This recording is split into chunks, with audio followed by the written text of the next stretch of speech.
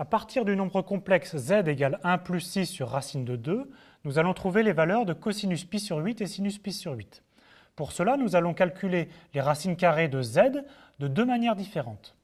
Première façon, nous allons poser oméga égale alpha plus i bêta, et de la manière habituelle, nous allons identifier oméga carré avec z.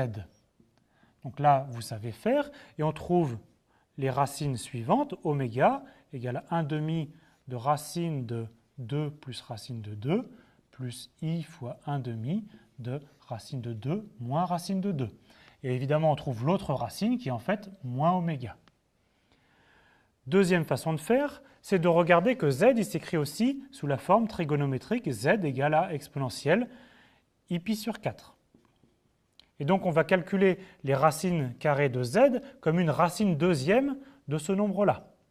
Alors en fait ici c'est beaucoup plus simple, il suffit de remarquer que en prenant oméga exponentielle i pi sur 8, oméga au carré c'est exponentielle de 2i pi sur 8, donc exponentielle de i pi sur 4. On a aussi moins oméga qui est une solution.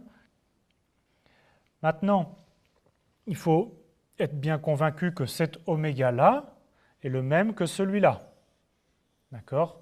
Parce qu'en fait, les parties réelles sont toutes les deux positives et les parties imaginaires sont toutes les deux positives ici aussi. Donc ce oméga-là est bien celui-là.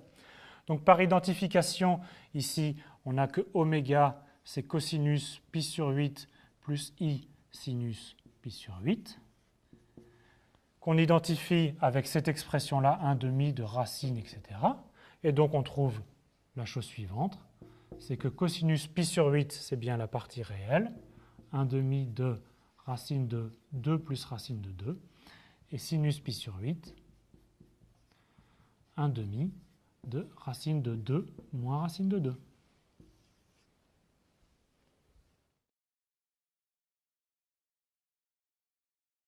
Donc on a commencé à compter avec les entiers naturels, 0, 1, 2, etc.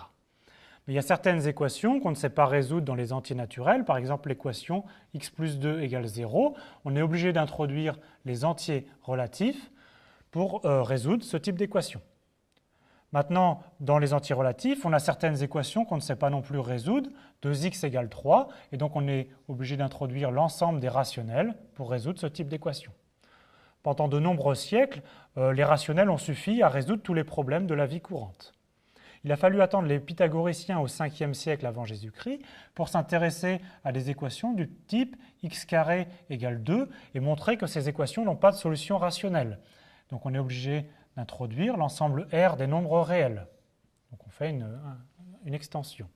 Et maintenant, au XVIe siècle, on s'est intéressé aux équations du type x carré égale moins 1 et on introduit à ce moment-là l'ensemble des nombres complexes.